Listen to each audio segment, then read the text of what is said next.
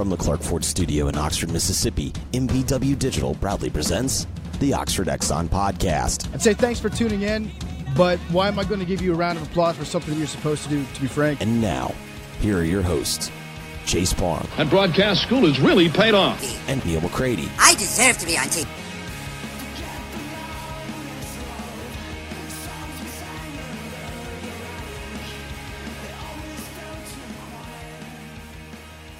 Welcome to this Monday edition of the Oxford Exxon Podcast. Chase Parham, Neal McCready, Clark Ford Studio this morning. Obviously, a lot of basketball. Ole Miss returning to the NCAA tournament for the first time since 2015. The first time they've been just in the 64-team bracket without the play-in or without the automatic bid since 2002. So, big day for Ole Miss yesterday, really all the way around. But basketball takes center stage as they will face Oklahoma at 11:40 Central Time on Friday in Columbia, South Carolina. I'm assuming at the Colonial Center. Is that correct? I certainly hope so. That's my hotel's near there. We're not aware of another arena in Columbia that it might be held at. So I accidentally tweeted Columbus, South Carolina. And first of all, you would have thought that I'd committed a hate crime. But people didn't like that very much? No, I was corrected multiple times. Were you really? Columbia, yes. I'm well aware. And even after I corrected myself, I got more corrections. Okay. Well, we will talk plenty of basketball today. The winner of Ole Miss and Oklahoma likely gets Virginia unless the Cavs just can't win a first-round game and they get beat by the 16 again, which would be kind of weird. So we will – I'm betting on Gardner-Webb not making it to Sunday. You don't like Gardner-Webb making it to Sunday? No, I like the Cavs' chances against Gardner-Webb. Hey, look, I said this yesterday. If you're going to play a one seed eventually, you want Virginia because they got all sorts of chips and baggage and all sorts of surrounding that group. Yeah, I mean, it's like dating a psycho. I mean, she's pretty, but when she bashes your car with the baseball bat, you can't be surprised. Virginia is kind of the psycho of the one seeds over the last 5 to 10 years. It's like, hey, she's got all the qualities you want, but whoa, that psych test is a little off. She's smart. The family's got money. She's drop dead gorgeous, but she's nuts. And I mean, you never know which day she's going to wake up and decide that's the day to go for the knife and the baseball bat and boil the bunny. Yeah, so as we get into all of this today, I will tell you the podcast is brought to you every single day by the Oxford Exxon, Highway 6 West in Oxford. Maybe if even after the season is over, you got that Stadium Cup, you can take it on by Blue Sky, the Oxford Exxon. You can fill it up for 49 cents, quench your thirst there for 49 cents, less than 50 at Blue Sky and the Oxford Exxon. Lunch special is $4.99, 2 sides of bread, 32-ounce drink. Today that is chicken spaghetti is your option for that. So go by, pick it up, maybe some ribs tonight on the way home, whatever you choose, or you can save some money at the pump with the Speed Pass Plus out, the mobile rewards program, and much more there at the Oxford Exxon. And again, coming to you from the Clark Ford Studio. We are. Clark Ford is in Amory, Mississippi, 662-257-1900. Call the number, ask for my friend Corey Clark, and tell Corey what Ford you're looking for. He'll send you a quote within 15 minutes in business hours. It's that simple. It's right to the bottom line. There's no hassle. There's no haggle. And then you kind of take it from there. You get your quote, and you can shop it around all you'd like, or you might end up doing, I think you will end up doing, what I've ended up doing now 3 times. And that's go back to Clark Ford. You get a great deal. You get great product. You get phenomenal service after the sale. I'm taking mine in on Wednesday on my way to Columbia to get oil change and fluids topped and all of that stuff. And all the people there are fantastic. You can absolutely take my word for it. You'll get great service. You'll be very happy with your vehicle. Corey wants to be your truck guy. He wants to be your car guy. He'll prove it to you. 662-257-1900 at the end of your deal. Tell Corey that you heard about Clark Ford on this Potato Log podcast, and you'll save $500 off your already great bottom line. So a couple different things as we get going today on the show. The Ole Miss baseball team takes 2 out of 3 from Alabama. Saturday a little rough for the Rebels, but they bounced back well, winning 12-2 yesterday. Concern Friday. We fired everyone on Saturday. And then got it fixed for Sunday. The new staff came in on Sunday and fixed everything, and they're 1-0 at Ole Miss. Yeah, so we'll talk a little baseball as the show goes on a little later, but they did what they had to do, especially when you look at kind of some other standings around the league after the first weekend and just kind of the way I see this thing going. So we'll get to that here in a little while. Also, going to give you a chance to win some jeans this bracket season. March Madness back. We teamed up with Blue Delta. They are doing the Blue Delta Bracket Challenge. The link is on the message board. The link is on Twitter. We'll throw it wherever. So get your bracket in. The winner of our little Rebel Grove MPW digital bracket, they're going to win a prize pack from us. More importantly, they're going to win a free pair of jeans. And the way we're going to do that is that if you're local, you'll get the whole bespoke thing. You come in, they do you up. If not, their Fit Match program is fantastic. If you can't get to Oxford, they still will take care of you and put you in a good-looking set of Blue Deltas. So or if you're from out of town, you could come to Oxford. You can stay at Chase's house and get it done. You could do every bit of it, couldn't you? You could do all of it. Hang out with you, break down Ole Miss baseball till 3 in the morning. Go to Funky's, have a pizza. Yeah, it's all good. Sample some bourbons and such. Sample some bourbons and such. The move when everybody comes over and I take a few bottles and go put them in my office. Like, these are going. Don't get crazy. Yeah. Chase, you got something to drink? Yeah, there is. I thought you liked bourbon. You don't like Crown Royal? It's right there. If they say, I've got this new one. It's called Fighting Cock. It's fantastic. So go get into our prize pack there with Blue Delta. Fill out a bracket. We'll have some fun with that. Also, tell you there's a I guess watch party's not the right word, but Funky's will be open on Friday early at 11:40 for the game. They're doing some $4 daiquiris and different stuff. So just kind of spreading the love out here around all of our different peeps and stuff. So you were there yesterday for the announcement at the pavilion. They opened it up to the public. I saw some photos. I was still taking care of baseball at the time. It was kind of a mass exodus when Ole Miss got out of, I guess, the 8th, and everybody was like, okay, there's an inning left. Everybody sort of started bolting toward the pavilion. It was moving on a little bit. It was fairly sparse there at the end of the night because Mike didn't know what happened. He kind of looked at me after it was over, and he goes, what happened? And I said, oh, they're doing the selection show. And he kind of laughed. He goes, I thought we did something. Like, I was like, I don't know what happened there. It was like, yeah, no, there was a reason to that. So, what was sort of the mood? I mean, Ole Miss obviously felt great about being in. They were in. I mean, they're going to wear a white jersey on Friday, I assume, or they're going to get their choice of jerseys.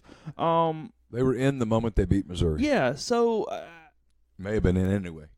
Just a crazy story. I mean, I want to get some color. I want to kind of ask you what it was like. But I was thinking about this yesterday. I mean, and you wrote a little bit about this in 10 Thoughts from the standpoint of just kind of being amazed at what has transpired here because we saw how that thing ended last year. We saw there was still angst amongst the players the day Kermit was hired. His first meeting with them, he was trying to start the convincing process. I mean, the genie comes down and goes, look, they're going over 500 in the league. They're not only going to get into the tournament, they're going to wear a white jersey when they do it. And then 3, the SEC tournament champions, they're going to sweep them in a home and home, just giving you a heads up.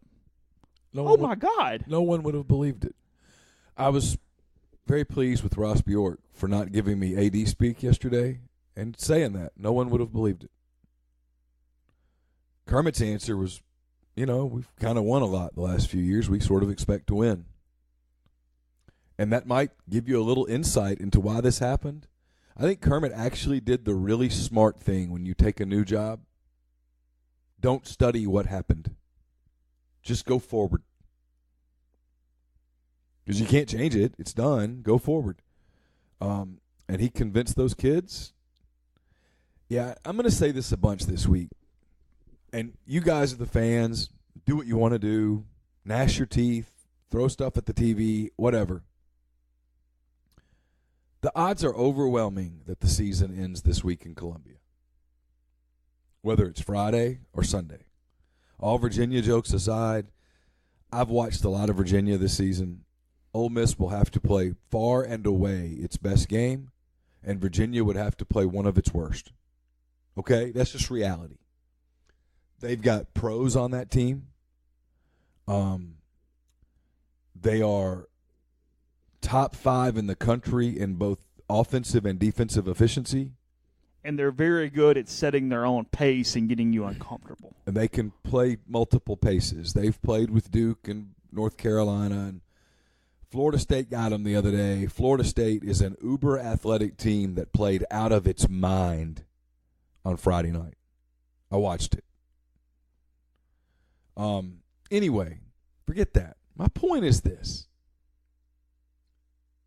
If you're an Ole Miss basketball fan, and Chase can vouch for this, I don't typically get hyperbolic like this. And look, it's recruiting and stuff changes. You know what I mean? But if National Signing Day, the signing period started today, this would be a really good haul for Ole Miss. A borderline elite haul. Certainly the best recruiting class that Ole Miss would have brought in on my 11 years on the beat. There's going to be a lot of roster change at the end of the year. This team next season, they're going to miss Terrence Davis. But this team next season is going to be better. Now, the league's going to be better. I wrote about this in 10 Thoughts. We'll talk about it in a minute. The SEC is headed in a direction where it's not going to be conventional thought is no longer going to apply. But this week, I strongly encourage you just to enjoy the ride. You're in the show. You're in it. And before the season, if I had told you make the tournament, you'd have had no questions. You really wouldn't have. So enjoy it. Ole Miss can beat Oklahoma. Oklahoma can beat Ole Miss. I've watched both teams. I don't know why. I watch Oklahoma some. I have a little, not affinity for Oklahoma. I'm just interested in Oklahoma because I've been to the campus a couple of times. They recruited my daughter really, really hard. We actually went and looked at it. They were really nice to her, and so I'll watch them some. If they're on TV and I'm sitting in here bored out of my mind, I'll watch an Oklahoma game, and I've watched them. They're not particularly good. They're not particularly bad. Look at their scores. They're a lot like Ole Miss. In fact, their resumes are very similar. League records are different. But in terms of quality wins, stuff like that, they're very similar.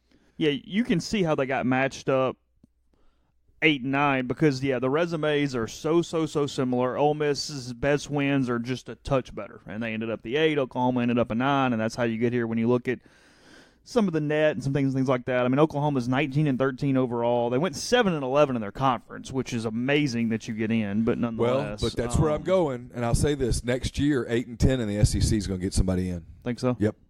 8 and 10. 8 and 10 is going to get somebody in the SEC. There's your hot take. You get to hold it on me. Someone in the SEC is going to go. Pardon me. 8 and 10 in the SEC. They're going to do real well in their non-league. Everyone's going to schedule like mad now that they saw what happened with the net, and an 8 and 10 SEC team's going to the dance next season. Yeah, you look at Oklahoma, just a quick run through a little bit here. They beat Wofford early in the season. They beat Florida early in the season. They got absolutely popped by Wisconsin. They beat Notre Dame, which wasn't saying much this year, but nonetheless. Wichita, by the way, they've kind of fallen off a little bit, 19 and 14 for the Shockers this year. Beat Northwestern in overtime, and Northwestern's bad. Northwestern was bad this year? Yeah. Is the former Duke assistant still there? Uh-huh. Is that right? Yeah, Collins? Yeah. Okay. I know I'm trying not to be shocked. It's hard to buy basketball players at Northwestern. recruit basketball players at Northwestern. They beat Oklahoma State. It's not like Duke. They got beat by Texas Tech and Lubbock. No surprise there. They beat Oklahoma State twice, Chase. They beat TCU twice. Yeah. They beat Kansas. They beat West Virginia, and they beat Texas. They beat Texas. Yes. Those are their 7 Big 12 wins. Got popped a few times, including by Iowa State in Ames. They got beat by Iowa State at home. Baylor popped. And then Baylor beat the crap out of them. Yeah. Once they beat them twice, but once badly. Yeah, once by 30 plus. Well, 30 exactly. 77-47 in Norman in January. Yeah. But that was a rough night at home. Probably so. So look, the only SEC team they played, they beat Florida and they beat Vanderbilt. Whatever. I pulled up some of their analytics. I should have it up in front of me right now. I'll write about it later in the week. They are basically a net neutral rebounding team. They've had more shots blocked than they've blocked. They don't have a great rim presence. Their plus minus is not particularly impressive. They're good defensively. They're 73rd overall in offensive efficiency, and they're 23rd overall in defensive efficiency. Yeah. Just kind of looking at it here. Ole Miss has opened, I've read, as a 2-point favorite. Ken Palm has it an absolute coin flip. He has it 51-49 with, at the moment, Oklahoma winning 72-71. Yep. That number feels a little high. I'd put the game in the 60s. Would you? But hell, what do I know? Ken Palm's pretty good at this. Well, 11:40, a nervy game early. I mean, that's why you trend more under for me on something like that. It's just because it's a little different. It's going to be a little bit of getting used to it. You're at least you're familiar with the arena in some ways. I mean, it's not going to be this arena that's going to blow you out. You're not playing at the dang Forum or the Superdome or something. So yeah, at the second media timeout, if you told me it's 10-7 one way or the other, I'm like, yeah, I get it. They're kind of getting. You would have paid a lot of money probably on a bet if somebody goes, hey, look, Ole Miss's season's going to end in Columbia, South Carolina. You said, oh, well, they're gonna finish the regular season at South Carolina this year, aren't they? Yeah, that's what they're doing.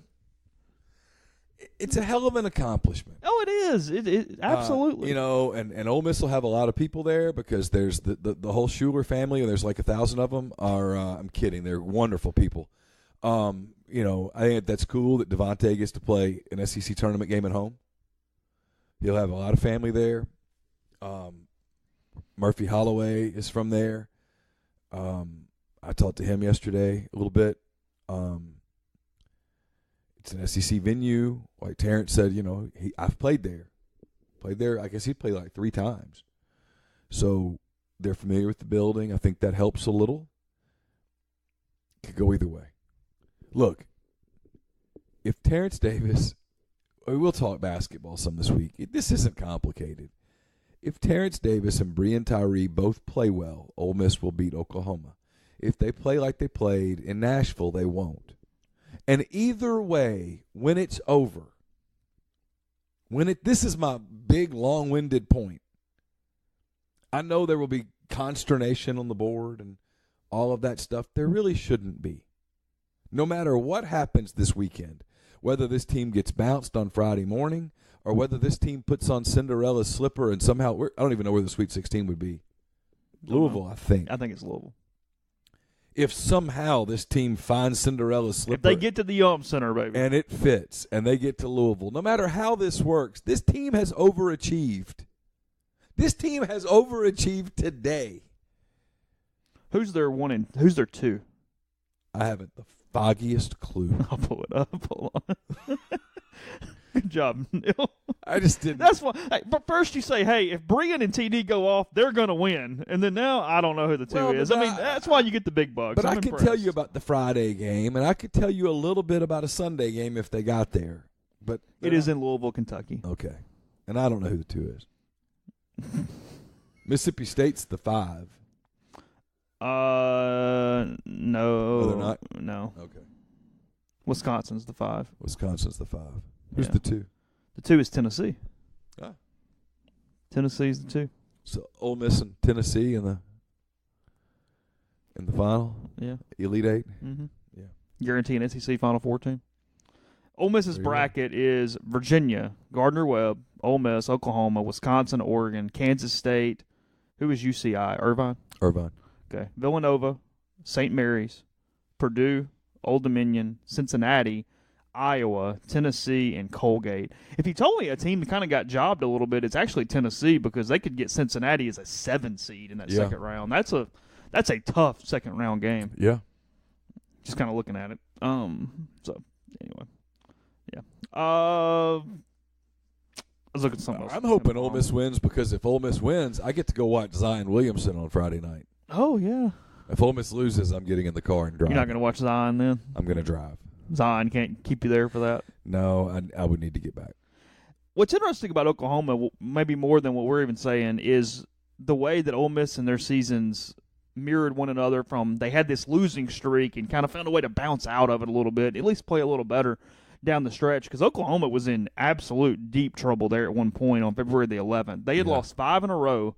They got popped by Baylor. They got beat by West Virginia. They lost a home game to Iowa State. They lost a home game to Texas Tech, and then got popped by Baylor again in Waco, and they were really scuffling. They find a way to beat TCU on the road. They beat Texas. They lose to Iowa State again, but then they finish up with West Virginia and the big win over Kansas too there to kind of close it out a little bit and know you're going to get in. Then they end up falling to West Virginia in the first round of the Big 12 tournament, but nonetheless, just Before anybody puts too much into the Kansas win, this is not This is not Kansas. This is not that Kansas. This is the beginning of the end, Kansas. Because Bill Self's going to coach in the NBA next year. That's what I think. Where's he going? I don't know. What would be a fit? Bulls? You already pulled one Big 12 coach in occasionally. Why not do Didn't another work one? once. Why not try it again? Sure. Whatever.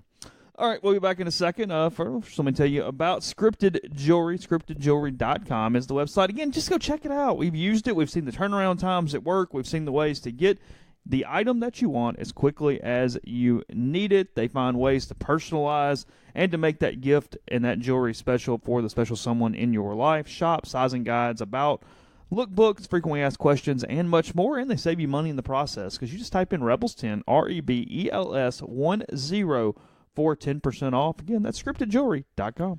I'll tell you one more about Scripted Jewelry. You want a personal anecdote? My daughter Campbell, who is 17, almost 18, she got Scripted Jewelry for Christmas and gets compliments on it every single day that she wears it to school because it's unique. It's different. It's not like everybody else's. And so kids like it, and they want to know how they can get it. So Did you tell Campbell to pass along how they can get it? I've told her. Did you hand her a little card, put in I her have pocket? not handed her a card, but I have told her how to explain to people what they can do. So there you go. Guest will join us starting tomorrow on the Patterson and Earhart hotline. Patterson and Earhart, attorneys at law. They specialize in personal injury law and real estate law, but theirs is a general practice that can handle any of your legal needs. Look, if you're out there and you think you have some sort of a legal issue, it doesn't have to be got injured in a car wreck. Certainly if you got injured in a car wreck, you should. But if there's anything going on, real estate law, theirs is a general practice. Give them a call. Reach out to them, 662-526-1992, PElaws.com. Both of these guys, John Calvin Patterson, Wes Earhart, they're Ole Miss guys. They're local guys. You're going to get them on the phone in the same day, guaranteed. So PElaws.com, and your initial consultation is free. Podcast also brought to you by Dead Soxy. Very pleased to announce that we have renewed our partnership with Dead Soxy. Thanks to the people at Dead Soxy. Also, thanks to you guys for making it effective, making it successful, and ordering their product. Their product is fantastic. I've had tons of people come up to me and said, "Man, I love my Dead Soxy socks. I wear them every day. They're great." And anyway, wanted to thank Dead Soxy for their faith in us. Thank you guys for making it possible. And if you haven't tried Dead Soxy, now's a great time to do it. You get 30% off all orders. All you have to do is enter the promo code Rebel Grove at checkout. Check out their no-show socks, their dress socks, anything you're looking for, whether it's pretty conservative or kind of crazy. They've got it there at Dead Soxy, deadsoxy.com, promo code Rebel Grove. The podcast is also brought to you by the Westin Jackson. Restore serenity to your soul. Visit Soul Spots, the ultimate luxury spa experience in downtown Jackson. Indulge in personalized massages, signature facials, soothing body treatments, and so much more on their extensive spa list. Escape from the everyday and rejuvenate yourself in their luxury spa today. And then gather at Estelle Wine Bar and Bistro. Sip on a creative craft cocktail. Enjoy their curated wine list. It's open for breakfast, lunch, dinner, and Sunday brunch. Chef Caden's mission is to connect guests with the community through local partnerships, so gather at Estelle tonight. Podcast is brought to you by G&M Pharmacy. We've been telling you for a while they now offer a pharmaceutical-grade CBD oil available in sublingual oil, soft gel capsules, topical salves, and we see that it's an all-natural product, helps maintain overall health, and helps regulate many conditions such as depression, anxiety, pain, insomnia, and more. We can get you some more information with that by giving them a call at 662-236-2222. You know, they also will transfer your medications easily because we've been telling you. I've done it. I've seen it firsthand. So just call them, and they will handle it all for you to get you to a hometown pharmacy that you can know and trust. Again, that's G&M Pharmacy on South Lamar. They deliver local in the Oxford area. And that number, again, is 662-236-2222. Obviously, we've thought about this over the course, but it's just a tragedy when March Madness gets here and we could not go back to David Malinsky, who passed away in the hiking accident last March. It kind of was on my mind a little last night as I was kind of gathering some thoughts and different things we could do over the course of the week. So just kind of a mention there. He obviously had been a huge help and benefit to the podcast for several years, including last season. So SEC teams, you got John Calipari griping on TV last night about their draws and their locations and their seeds and all that. Oh, bless them. Just where'd they get sent? Jacksonville? Kentucky, really is always that team that just no one respects. They never get any breaks. Can't find a way to make a go of it. I feel bad for the Wildcats. Yeah, they are in Jacksonville, Florida, which would put them in Kansas City should they advance. Bless their sweethearts. He wanted the Louisville. That's what he wanted to do. He wanted to go play in Louisville. I want a head of hair. He wanted to play in Louisville. He did not think it was fair that Tennessee was going to Louisville and he was not going to Louisville. I tell you what, they're going to win. He might want to focus on that second-round game against Wofford. Oh, look. Crazier things. Just got a glancing at it there. Just saying. Auburn is in that bracket as well, by the way. They played New Mexico State in Salt Lake City, Utah. They would get North Carolina at some point if they kept winning, I would assume. Utah State plays Washington. The winner of that plays North Carolina. Auburn Utah in the second State's round. good. Auburn would get Kansas in the second round. Auburn's crazy, man. Did you watch them yesterday? I didn't watch any of it. I've listened to some of it. They lit Tennessee on fire. In every facet of the game. I heard people say, well, when they make their threes, I'm like, dude, they did more than make threes. They beat them in every facet. That's as good as I've seen that team play, ever. Mississippi State is a 5 seed. They played the Liberty Flames in the first round in San Jose, California. What? Just Liberty. Did you find that funny? I did. Okay. Well, the good news for Mississippi State is that they'll have a long flight to San Jose, so there will be plenty of time to pay attention to the tutors and study. Oh, yeah. I'm sure they'll take some tutors on the flight. If they win, they'll play the winner of St. Louis, I'm assuming that 13 seed, or Virginia Tech. Yeah. I think SLU is St. Louis. That is correct. Is that correct? Yes. It's not Southeastern Louisiana. No. Did ULM make the tournament? Did they? I don't think they did. Do you really think they did? Well, my understanding is that ULM sent a note to the committee that said if we can't be a 1 seed, we don't want to be there. So, regretfully, decline their offer. Yeah. Let's see. What else we got? LSU plays Yale. Everybody got scandals going on around here. We're just all floating up in the scandal world with the Bulldogs and the Tigers. Did you see some of the tweets about that where LSU paid basketball players and Yale said, well, we paid more than $1.5 million for a pretend women's volleyball player or whatever. Soccer crew. And LSU nods with respect, yeah. Oh, gosh. That LSU got a 3, by the way. They might have fallen down a line because of the whole deal. Maybe. Their net says they got a 3. They should get a 3. Okay. They would play Maryland, Belmont, or Temple in the second round. Should they win? I've never been more convinced that the conference tournament doesn't matter at all. If they kept rolling, LSU would run into a Michigan State team if both teams won. Yeah. Eventually. Gonzaga got the one seed that didn't go to the ACC. Team that did not win its conference tournament, but whatever. They've played pretty well all year. Yeah, they deserve a 1. Baylor got a 9. Just kind of looking at some common opponent stuff. Texas Tech, a pretty scary 3 in that region, by the way. Mm-hmm. Yeah, Chris they're good. Beard's team's good. And Michigan the 2, Florida the 10 in that region as well. Florida has gotten sent to Des Moines, Iowa, as a 10 seed. Yeah, we were looking at it last night. We thought Ole Miss was either going to get the 10 in Des Moines or they were going to get put in the 8-9 game in Columbia. Yeah, you made a good point. Because of all the SEC 2s and stuff, they sort of had to move them around a little bit. I was frankly surprised that Florida got a 10. Really? Kind of thought Florida would end up getting a 9 because of that record. Just net was good, but everything else was kind of iffy a little bit. Their net was pretty good. The net was good. Yeah.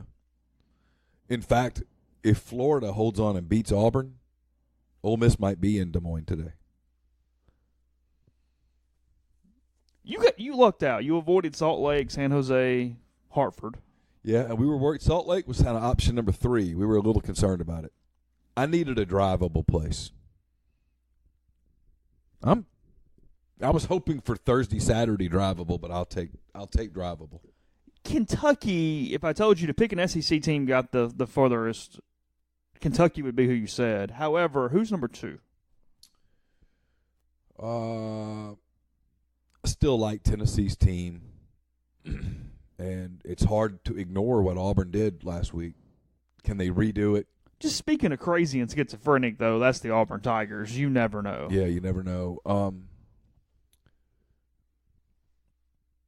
That'd probably be the direction I'd go. I don't particularly care for the way Mississippi State finished their season. They don't look the same without Peters. I mean, without Weatherspoon. I don't see Ole Miss getting out of weekend 1.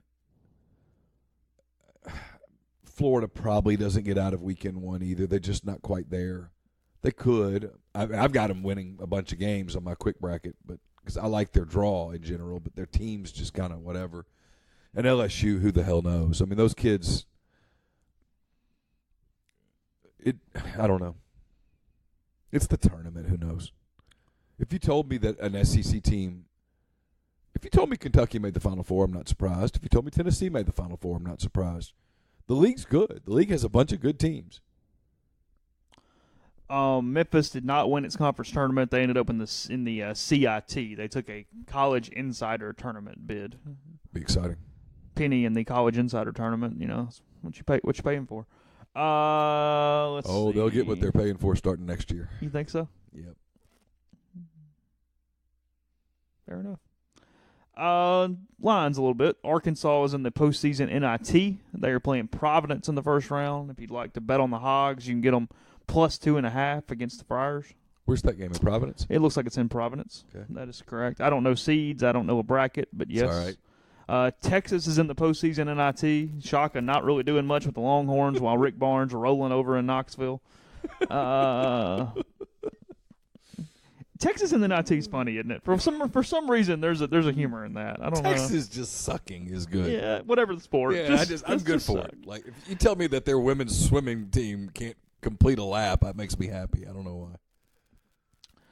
Let's see. What lines do we have? Kind of moving down. Sorry, I know it's bad pod, but I'm curious.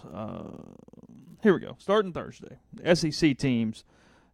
LSU is a 9.5-point favorite against Yale. It actually has been bet down to 7.5. It opened at 9.5, down to 7.5. I'm gonna tell you, Yale, LSU. If they do that sleepwalky thing that they do sometimes, they're getting beat.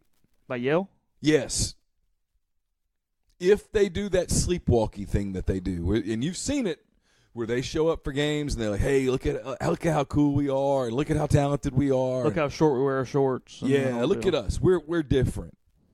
And they kind of strut around for 31 minutes and then wake up and beat somebody. They will not do that against them. You watched a lot of Bulldogs. I actually watched them yesterday. Did you really? I did. Who'd they beat in the final? Harvard. Does anyone else win this league? Oh, yeah, Princeton used to be good. Yeah. Ran that little weird offense thing. Yeah. Huh. Auburn played New Mexico State. They are a 7-point favorite over New Mexico State in the first round.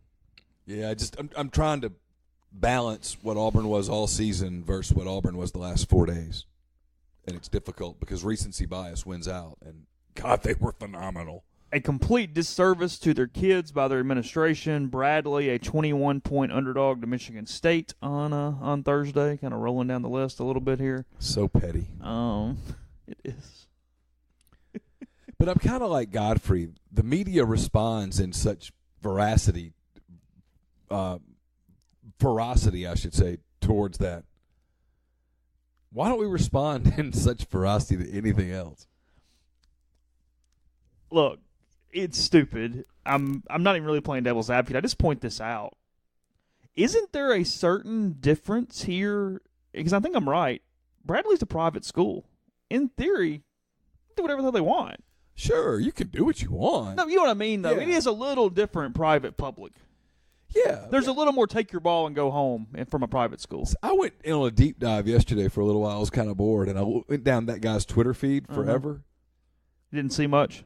He was almost cheerleading at the conference tournament. And yet they said he had an axe to grind. A dude who had been covering Bradley for 29 years.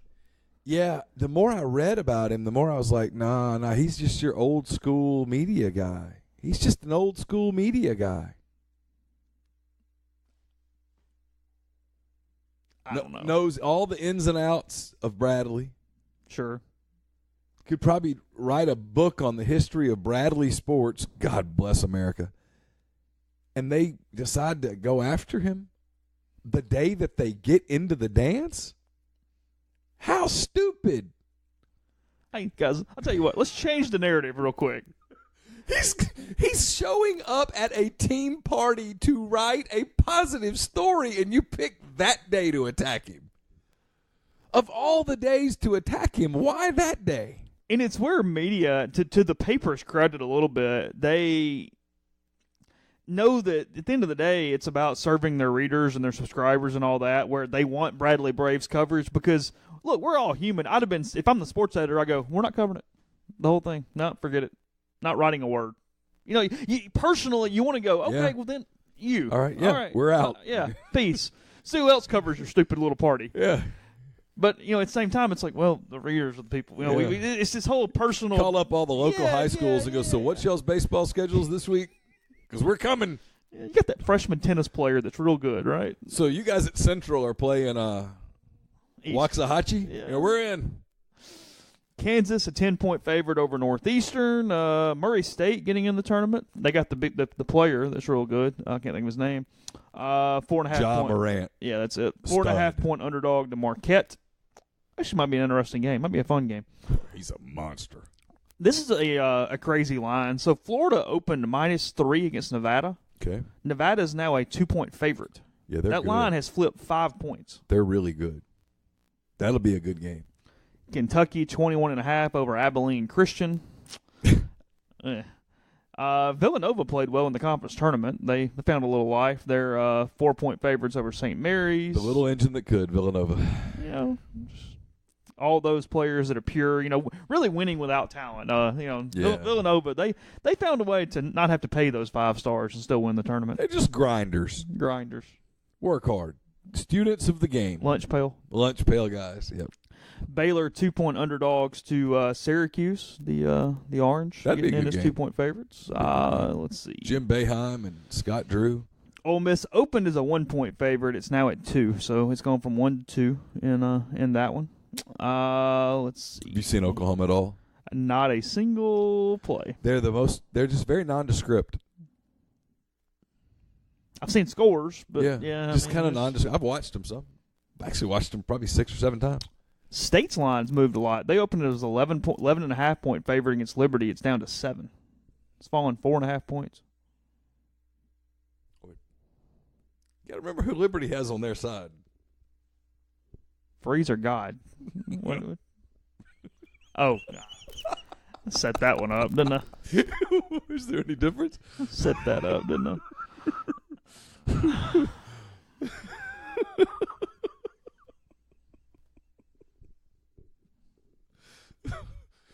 God, you hung that curveball. I did. I came out of my cleats. My cleats are still in the box. I'm doing my home run trot barefoot. It was the eepus pitch when you were expecting it. My cleats are still just sitting there perfectly into the dirt. In Rookie of the Year, in Rookie of the Year, when Rowan Gardner or whatever throws the eepus there at the end, and the character who I guess is supposed to be like John Kruk or whatever plays for the Mets, he's like licking his face, waiting on the ball to come down. That's kind of what that was, I think, because it was ending. Is that who he was supposed to be kind of like? Was it Kruk? I can't remember. It's a Cub. I figured you know. Yeah, I don't remember. It's a Cubs movie. Yeah. You didn't watch that one 100 times? I didn't. That was a bad movie. Oh, why? Just the tendons tightened up. He started throwing 100 miles an hour. It strained credulity too much. You think? Just a little. Okay. And then we don't have the Friday lines yet, but Iowa State is a 7, opened at 7 favorite against Ohio State. It's down to 5.5. So it's almost like this tournament is popular because of the ability to gamble on it. It's almost like it's not popular for the basketball. If you couldn't fill out brackets and you couldn't gamble on it, everybody would be like, huh, what? Okay, fine, whatever. That's what I hate about the NCAA is the whole country gets riveted on this thing especially Thursday and Friday. The whole country gets riveted on college basketball. It has zero to do with basketball. No. We could be playing tiddlywinks as long as you let us fill out brackets and bet on We it. got brackets and gambling. Yeah. Yeah, they could bring cricket over here and just let us gamble on it. We go, okay, fine. Yeah. Especially if it's just a 2-day concentrated thing. Yeah. Because our attention span's not long enough to go further than that. But give us Thursday and Friday and everybody's brackets so everybody can talk about their brackets destroyed and whatnot. It's genius. We'll talk about baseball more as kind of the week goes on, but that's, fantasy. Fantasy baseball is cumbersome and hard. Fantasy football is not. That's one of the reasons that the sport's easier to deal with. Well, because you do it once a week. Yeah, you get up on Sunday morning, you get a reminder, you just start hitting some buttons. It's all good. No big deal. If you want to be successful in fantasy baseball, it has to be work. It has to be an everyday thing. You've got to follow who's on the injured list. It's either got to be every day or at the bare minimum, you've got to spend 7 times as long one day a week to go ahead and set for the week. Yeah. Know when people are off, go ahead and set it up all the way through the week for you. No thanks. Yeah, I mean, in fantasy football, I bet 95% of the people finish the year. In fantasy baseball, where you really are dedicated to it, I bet it's less than 10%. Oh, yeah. Finish the year. Yeah. If you're not in about first or second at the break, it's over. You're done. It'll slowly You just kind of give up. Yeah. So. Yeah. Podcast brought to you in part by Mastercuts Lawn and Landscape. MastercutsLawn.com, 662-607-7773, or get a free quote by visiting or emailing info@gomastercuts.com. Let them set up your basic maintenance for 2019. The weather's going to get warm. You're going to need that yard cut. Let Mastercuts handle it. They'll also do any landscaping you need. They'll put pine straw down. They'll handle flower beds, even build custom structures and more with Mastercuts. So, again, give them a call, 662-607-7773. The podcast also brought to you by Grenada Nissan. If you're in the market for a Nissan vehicle, I highly recommend Grenada Nissan. They do a fantastic job. They'll take great care of you. I've done business with Grenada Nissan for a long time, and never been anything but pleased. So it's Grenada Nissan, just off I-55 in Grenada, Mississippi. Test drive one today. Tell them that you heard about Grenada Nissan on the podcast, and you'll get Rebel savings on top of the already great deals. Grenada Nissan. It's GrenadaNissanUSA.com. The podcast is, I'm sorry, I'm having a little computer issue. The podcast is also brought to you by Pinnacle Trust. Pinnacle Trust is based in Madison, Mississippi, has clients in 25 states. It's they provide detailed, specialized investment management, financial planning, retirement planning for individuals and businesses, and much more. I've been telling you about Pinnacle Trust for a while. What they do is they sit down with you.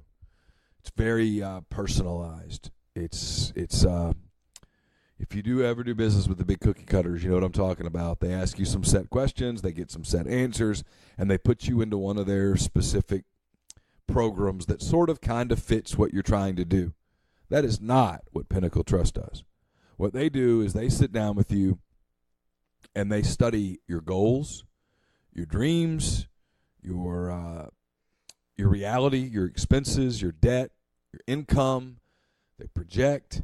They set up a comprehensive, detailed financial and retirement plan, and it's flexible. They meet with you once a year and renew it and review it and change things. And so you go to bed every night knowing that your retirement plans are in good shape and that your retirement plans can adjust with the economy, adjust with what changes in your life. PinTrust does all of that for you. It's pintrust.com, PINN trust.com. Mention you heard about Pinnacle Trust on the podcast, and you'll get 10% off your first year's fee. Podcast also brought to you by John Edwards of Regency Travel Incorporated in Memphis. If you've been starting to think about your summer trip, maybe you're starting to already think about a Christmas vacation, whatever the case may be, get in touch with John. I know a lot of you have. We appreciate it. John does great work. He's part of Virtuoso. It's a worldwide network of travel partners that allows him to supply his clients with added values, unique benefits that others simply can't provide. And he finds stuff that you will not find on your own on the internet. So what you do is you give him a call, send him an email, give him some parameters, give him a budget, and he'll come up with options that, again, you're not going to find yourself. And you don't have to live in or near Memphis to take advantage of his services. 901-494-3387 or jedwards@regencytravel.net. First-time clients can save $50 off their first booked trip just by telling John you heard about Regency Travel on the podcast. Podcast is brought to you by Blow Dry Bar Oxford, 662-638-3310, right there on 1801 Jackson Avenue in Oxford, 10 to 6, Tuesday to Friday, Saturday 10 to 3. Been telling you all the different ways to go get the gift cards for the lady in your life. If you're one of our 4%ers listening, pick it up for yourself, but it's not just for women. Now offering men's haircuts as well. Again, I haven't tried it out, but I'm going to, and as much as everyone makes fun of me, how serious I take my hair. So, voted best new business in Oxford in 2018, and they now do offer that. You can see it on their Instagram, Blow Dry Bar Oxford, and much more. So, again, a lot of different ways to help men and women that are listening to this here podcast. Again, Blow Dry Bar Oxford, 662-638-3310. So my brother, okay. Speaking of hair, and yeah, Ryan, if you're out there, we're going to talk about you. On Wednesday in Nashville, I went out with Jonathan Howard on Tuesday night. The rumor is we had some dinner. I don't remember. We did consume a good bit. Jonathan knows everybody. We went to multiple bars. And so on Wednesday I woke up, and all day I told myself, all right, the goal here is just to get to 6 o'clock. Just get to 6 o'clock. Get your work done. Get done. Get to 6 o'clock.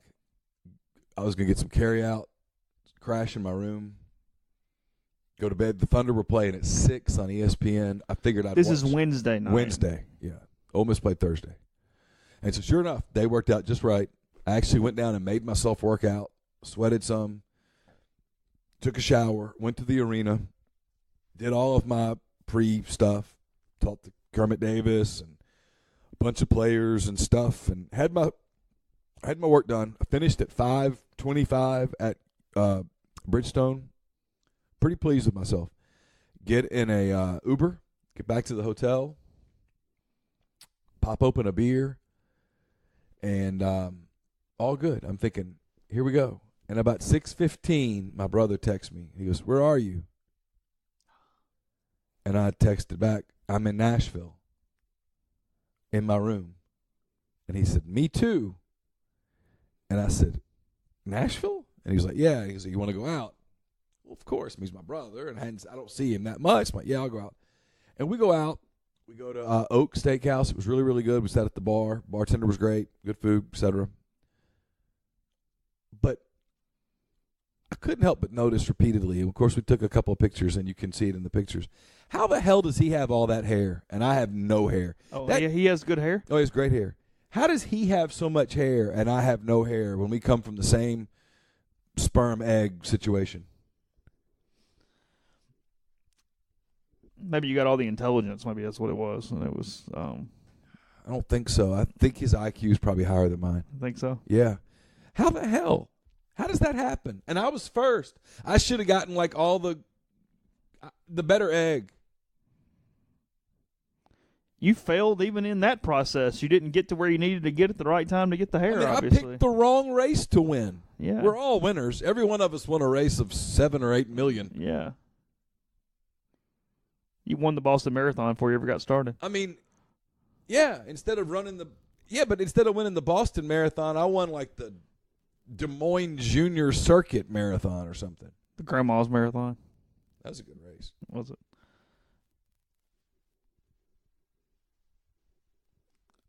What about your other brother? Oh, he's got hair too. That is weird, though. And it really starting to kind of piss me off. It's strange. I'm finding a photo for you. I would have thought that it would be somewhat similar throughout the gene pool. Well, you would have thought wrong. Yeah. Oh, I can't find the stupid photos. Hold on. What age did you start losing it? About 16. No. Yeah, I had a baseball accident, and see, he's got all sorts of hair. Oh wow, it does. Yeah, I had a baseball accident, and it really changed my hairline. No joke. Started going after that. Oh yeah. What do you think? Had you not had it, then you would have kept your hair? No, so is it all probably not. It just sped it up. really? Yeah, I can remember like playing football in high school, and when I'd take my helmet off, I'd look in my helmet to see if how much hair was in it. Really? Yeah, no joke. Thought about quitting football because of the helmet. That's what was causing it to come out. Well, I think it was expediting it. It is tight, the helmet. I think I'm probably safe at this point. Oh yeah, you're good. I don't think it's gonna fall out now. You got a head full. Yeah, it's thick. You'll have to decide as you get older how much coloring you want to do. Like my brother colors his. I'm already getting just a touch of gray over on the sides, Yeah. just a little, just kind of. You can notice it some when the light hits it the right way. He'll call me and we'll be talking. He'll say, "Hey, I got to go." I'm like, "Why?" He's like, "I'm going in to get a cut and color." Jay Tate gets a cut and color.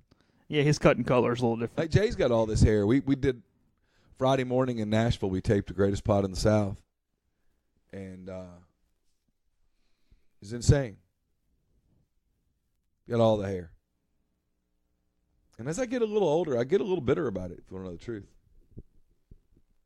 Because if I let mine grow 3 days, I get the horseshoe.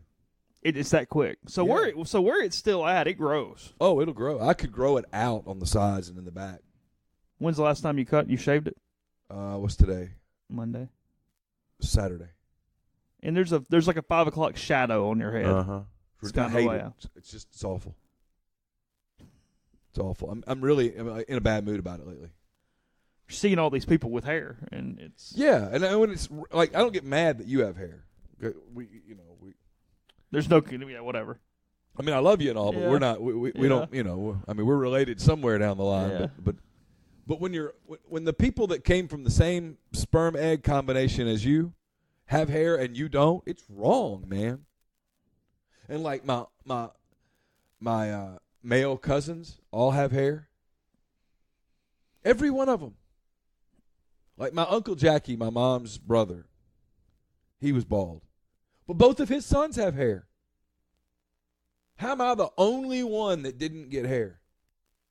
It's bullshit. You're the run of the litter. I'm it. Oh, I'm the absolute worst. I mean, I know I'm the ugliest one, and I can accept being the ugliest one. I really can. I know I'm an ugly guy. I get that. I'm not good looking. I get it. But the whole no hair at all thing, when they have hair, and I'm going to be honest, if they were all bald too, I'd be fine. You'd feel better if everybody Damn was bald. right. Misery loves company. Everybody bald, and it's all good. I'm good. But they get to have hair and like look good in their clothes and stuff. It doesn't matter what the hell I wear. When you're bald, dude, you're just bald. See, I'm getting in a bad mood thinking about it, getting worked up. I do have a question for anybody that has not listened to Greatest Pod in the South. It's on all the places that you hear the podcast. One of our best ones. So I did not finish it, but I listened to a pretty good bit. And you guys are taping in a hotel lobby, it appeared. We were. How secluded were you? I mean, are you getting looks during this? Did Jay bring the soundboard and everything down? What are we doing from a setup situation here? We set up the soundboard, mics, headphones, everything. And when we first started, we were quasi-secluded, and by the end, there were a lot of people around us. Really? Yeah. They weren't paying attention with an audience. Well, they were laughing at us. They were amused. Like, they couldn't figure out who we were, what we were doing. You could tell a couple people thought, they would look at us like, are they famous? Should I know them? Should I know them? Look at the guy with the funky hair and then the ugly bald dude. Should I know them? You probably shouldn't have put headphones on because it made you guys talk louder in public. Well, actually, Jay had headphones on and I didn't. Yeah. But I think he was listening for volumes and such. Yeah, I understand.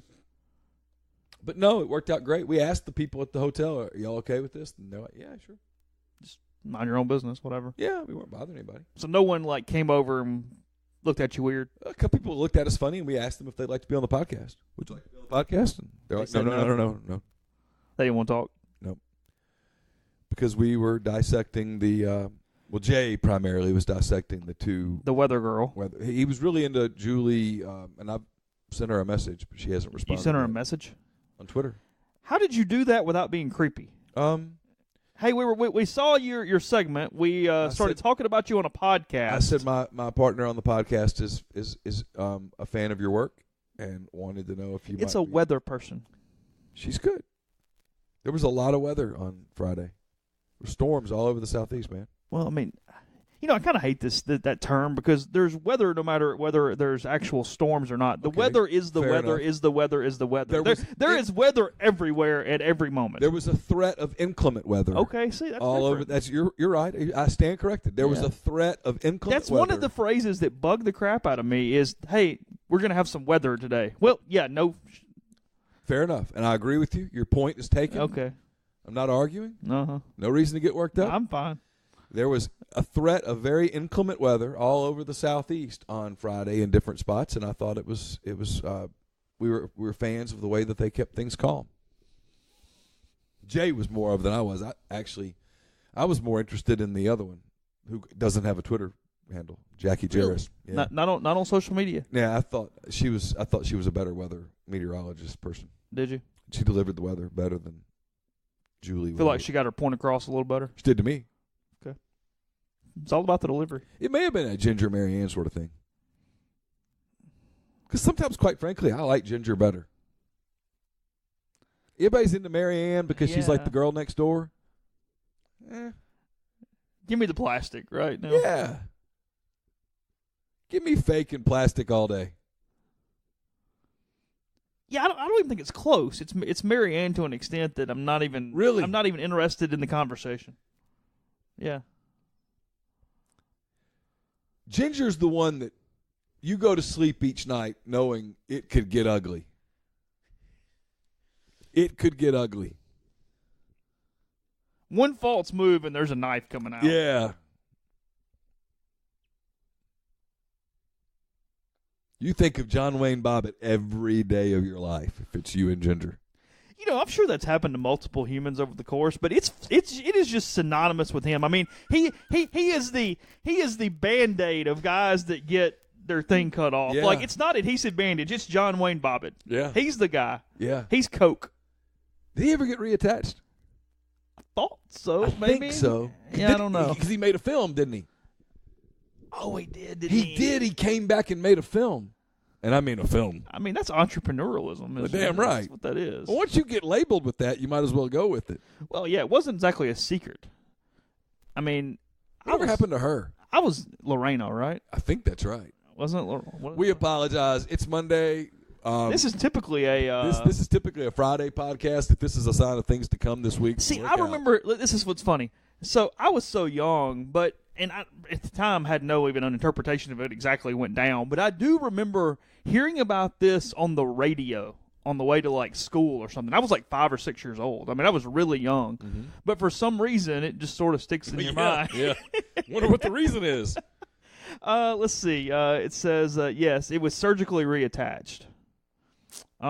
Years after the incident, he was convicted of beating 2 other women in a theft. Oh. Maybe Lorena had an idea of what was going on here. Oh, she probably wasn't completely guilty. Well, she was completely guilty. Yeah, but I'm just saying. I'm not saying it wasn't provoked. I'm saying our boy probably wasn't the best ever. I love this on Wikipedia. After the trial, Lorena attempted to keep a low profile. Well, sorry. At this point, speaking of Band-Aids, kind of ripped off at that point. It is what it is. She reverted to the birth name Gallo or Gallio or something. She's still around, right? She was even then charged with assault for punching her mother a couple years later as they watched television. Yeah, it happens. That happens. It's fine. They had a joint public appearance. Let's see. John Wayne and Ed apparently. Oh, wow. Yeah. So they've smoothed things over? Well, no, this was a while ago. It says, although Lorena had told Oprah Winfrey in April 2009 that she had no interest in talking to John, Oprah must have had like a little Jerry Springer phase or something there at some point. They appeared together on the show The Insider in May 2009. It was their first meeting since the divorce. On the show, he apologized to her for the way he treated her during the marriage, and he claimed that he still loved her because he continued to send her Valentine's Day cards and flowers. Wow. Yeah, so there's that. Fascinating. In February of 2019, Amazon released Lorena, a 4-part docuseries produced by Jordan Peele about the incident, which features interviews with both Lorena and Bobbitt. Oh. That's interesting. I don't know that I could watch that. You don't want to turn it on? I don't know. Start streaming that puppy? Don't think so? Nope. I don't know how we got here. I don't either. I apologize. Really? What did we say? I have no idea how this happened. It just did. And I apologize to everyone involved. Okay. But yes, it was reattached. It's there. I have no segue, but I thought he made a film. I could find it, but I don't have time at the moment. I don't want to watch it. Okay. A lot of terms came out of this, but anyway. All right. Sorry. That's all right. Baseball. Ole Miss takes 2 out of 3 from Alabama over the weekend, and I thought it was critical. A couple different ways that you can hear me opine and talk about this. I did a Twitch thing last night. There's a 3 outs video up on the site too. Just my little short deal after the game yesterday. Yeah, so give me some big picture context if you can. I mean, I know it's 3 games out of 30 is hard to go, well, here's the big picture, Neil, but there's a couple. Give me some big picture. First, the news. There will be a new weekend starter for Ole Miss this coming weekend. Mike told me yesterday that Jordan Fowler and Zach Phillips will start the midweek games against Pine Bluff. He's not ready to announce the weekend starter. It's Doug Nikhazy. It's the guy you've been saying it would be. I feel very confident it's Doug Nikhazy. Mike just is not ready to say that out loud yet, but that's fine. I don't give a crap. Yeah. So I mean, it's not exactly a well-kept secret at this point. I don't think. Well, it's not like there are 12 options. Yeah, right. You're not going to spin the wheel here. No. It's whom it is. It's not a dating app or something. It's The guy doesn't throw like 6 innings at Louisville and look good and then just get pulled out of the entire rotation. Sorry, you're out. Yeah. So Nikhazy's going to throw. That's the news. But okay, so a couple different things. One is Mike got on them Saturday. They did not play well, and it's one thing. Look, Alabama's the worst team in the SEC West, but it is an SEC team. They have some talent. It's one thing if you lose a game because the other team plays real well on a day, even in your home field, and just beats you. It's baseball. That's going to happen a lot. I mean, Ole Miss is going to play 20 games this year, potentially, where teams just are better than them that day. Alabama didn't play well. Alabama played poorly on Saturday and still won the game because Ole Miss played worse. Ole Miss gets a 5-run inning early in the game, only scores 1 unearned run the rest of the way. The pitching didn't hold up. Defensively, they weren't good at times. They just played bad, and Mike, worse than I've heard in a while, really challenged them after Saturday's game. Got on them, focus, that kind of thing, maturity. Not hey, you got to hit the fastball. That's whatever. It's the mindset that came into the game with because they had a poor one that day. They didn't admit it. They responded yesterday. As a team, they had a lot more energy than Alabama, and it wasn't that fake energy. Hey, energy Sunday, let's go, rah rah rah. It was just energy. It was up. It was extra bases. It's the baseball equivalent of loose balls in basketball. They were just on it a little yesterday. Yeah, when a team's dialed in. Like Auburn was dialed in yesterday, diving all over the court, and you knew they were. So Ole Miss was very dialed in yesterday. And then the second part of that is Gunnar Hoagland, freshman, has thrown okay, but hasn't thrown great to this point. He hears Mike yesterday after the game. He knows how critical after Saturday's game. He knows how critical Sunday is, and dude just dealed. He had struck out 5, but only thrown 32 pitches through 3 innings. Very, very efficient. Fastball had run, had life on it. It was as active as I've seen it. They've started to figure out not just how to place the changeup, but kind of where to call the changeup to make it most effectively. I think he and Mike are still kind of learning each other a little bit as it goes on how to call pitches. He didn't allow a run through 5 innings. He comes back out in the 6th. He walks the first batter. They had a 12-2 lead. Mike said, all right, that's it. Let's get him out of here. Or I guess that time 12-0. So Mike said, hey, that's it. Pull him out at like 78 pitches. The run ended up scoring, but who cares? If he's turning the corner, well, now all of a sudden, Etheridge has been good on Friday. I mean, he's got Nintendo-like numbers to this point. And then if Hoagland's going to be serviceable and have a good Sunday mentality, because everybody talks about how Friday mentalities are big, and they are because they kind of establish mindsets for the weekend. Sunday's mentality is don't panic. Stay in yourself. Get some outs early to give your offense time to get going. Sunday's takes a little different bird from a starting pitching standpoint. So if Hoagland can do that effectively, and you got a very talented guy, first-round pick, on Sunday, well, now you're just trying to fill one spot. And this thing, you can see a path to okay at that point. It can be okay. So I thought Hoagland's outing was huge because Ole Miss had to have that game. I mean, nobody's going to call Game 3 of a 30-game season a must-win, but it was a must-win. You fall behind right there already, losing a series, losing a home series, losing a series to the worst team in the West. It would have been a really bad look in multiple ways, and because of what's happening around the league. The SEC West just flexing its muscle. We thought the entire time the West would be really, really good compared to the East. And they didn't lose a series. There were 5 series between West and East teams. The 5 West teams all won. Mississippi State went to Florida and won 2 out of 3. Had a chance to sweep in the final game, got beat. Texas A&M takes 2 out of 3 from Vanderbilt after losing the opener, which to me that's the biggest key of this. Is I thought Texas A&M would win a lot of openers and then struggle the rest of the weekend. Instead, against the number 1 team in the country, they lose the first game, still bounce back, win 2 in a row.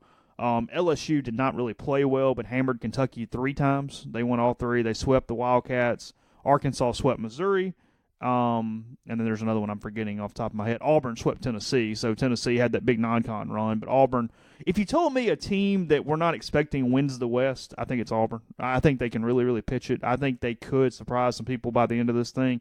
Mississippi State's playing the best baseball right now in the SEC West, but I feel like Auburn does have a lot of pitching and kind of pull this thing through a little bit. Alabama's the worst team in the West. There's no doubt. Yeah, I was not overly impressed with Alabama all weekend. I thought they were very, very average. So, frankly, Ole Miss kind of gave one away on Saturday. Well, yeah, like I said, because Bama didn't play well. It's one thing if a team just shows up and beats you one day, but Bama didn't play good on Saturday.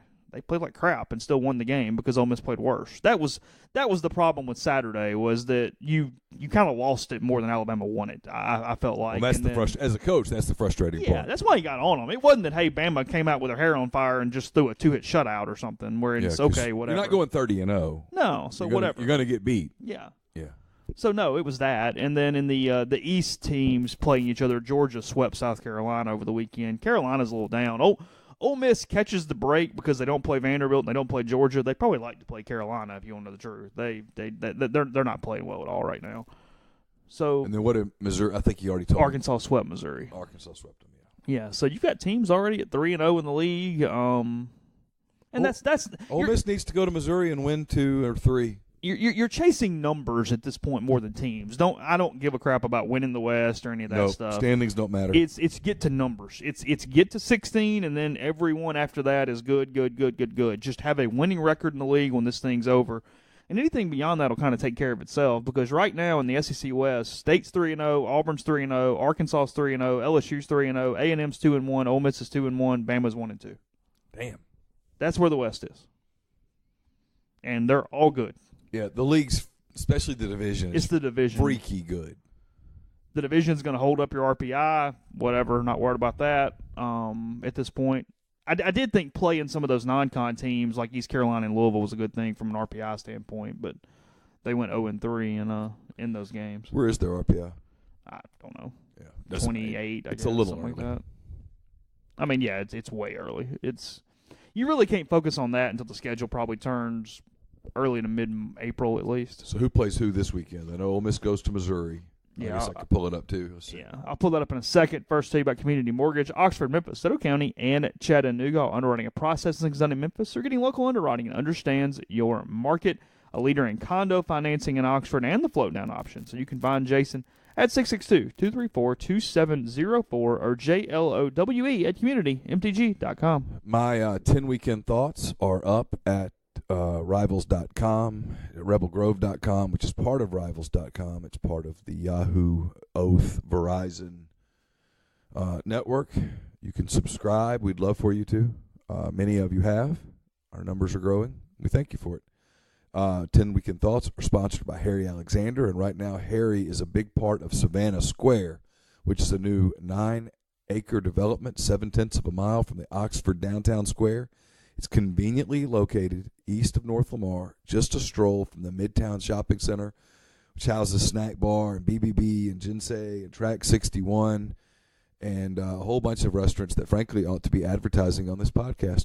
Savannah Square will initially consist of 32 standalone detached structures ranging in size from about 1,060 square feet to about 2,400 square feet. The model home is available for your inspection. It's located at 215 William Street.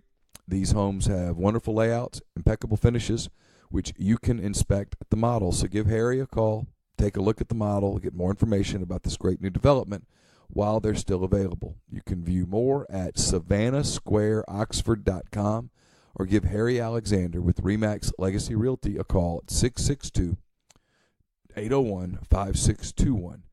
Podcast also brought to you by Oxford University Bank, OUB, locally owned and operated right here in Oxford. When you deposit money at OUB, that money and the vast majority of the bank's profits go right back into the Oxford community. OUB gives you the comfort of home, all the benefits the big mega banks provide, all the technology and products you can want, all with a personal touch. And when you call OUB, you speak directly with a live person. No 10 buttons to push, no 5-minute wait. OUB offers its customers the absolute best cash checking accounts called Kasasa. And with Kasasa, OUB will pay customers 2.5% interest on their balances up to $50,000. And with Kasasa, ATM fees nationwide are refunded. OUB also offers online bill pay and mobile check deposit using its online app. To learn more about OUB, check out liveoxfordbankoxford.com or call 662-234-6668. OUB is FDIC insured. So I'm pretty all in on this weekend coming up from an SEC baseball standpoint. I'm finding something interesting in all 7 series. Texas A&M goes to Kentucky. A&M trying to kind of consolidate that win over Vanderbilt for over the weekend. Kentucky kind of scrambling here because if you get swept by LSU and then you lose the A&M series before you even start your East schedule, that could get weird quick. South Carolina and Tennessee, is either one of those teams going to have any traction whatsoever as this thing moves forward? They're in Knoxville this weekend.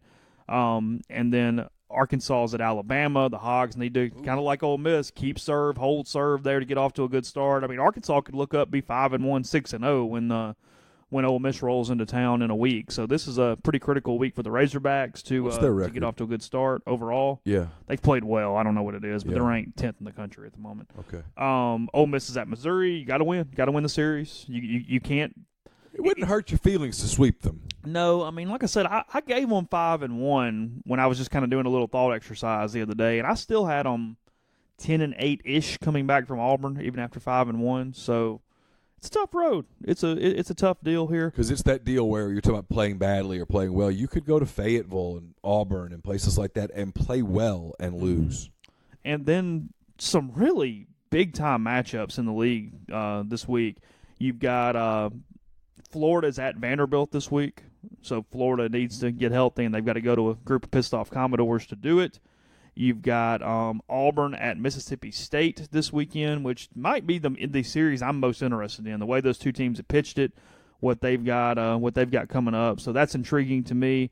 And then LSU at Georgia. So LSU at Georgia, the Bulldogs trying to really maybe take a little bit of control, even though it's just the second week of the season in that SEC West. From a critical standpoint, look, they're going to be good because they're talented. I think Florida's in a little bit of trouble right now because you look at their schedule, and this starts that stretch of they're just really unlucky from a scheduling standpoint. They've already lost the home series to Mississippi State, and they have to go to Georgia, they have to go to Vanderbilt, they have to go to LSU, and they have to go to Ole Miss this year. They have an awful schedule. So at some point, they've got to kind of find themselves a little bit before that gets weird for them because they've lost a lot of midweek games. They don't look like some Gators teams that I've seen in the past for whatever reason. So might be a big week for Florida. But, all the way around, good week of SEC play, and Ole Miss needs to take advantage before they head to Fayetteville because it certainly does not get any easier. It undeniably gets harder after this week the rest of the way. Speaking of baseball, the Ole Miss baseball team back at Swayze this week. They take on Arkansas Pine Bluff for a 2-game series starting on Tuesday at 6:30 p.m. General admission tickets can be purchased by visiting OleMissTix.com. And the Ole Miss men's tennis team back at home, they host the Georgia Bulldogs on Friday at 6 p.m. and Tennessee on Sunday at 1 p.m. Admission is free. For more information, visit OleMissSports.com. So we'll have guests as the week moves on. We don't know our exact schedule yet. Obviously, there will not be a podcast on Friday because of the game at 11:40 in the morning. And there's a decent chance that we don't have one on Wednesday because I've got to travel and stuff. So we'll do the best we can as we move forward with the week. We'll have some guests, though. We'll have plenty of basketball to you as the week goes on. Remember to get into the bracket challenge with Blue Delta, and then everything else we kind of have coming your way over the course of the week at rebelgrove.com. Talk to you tomorrow.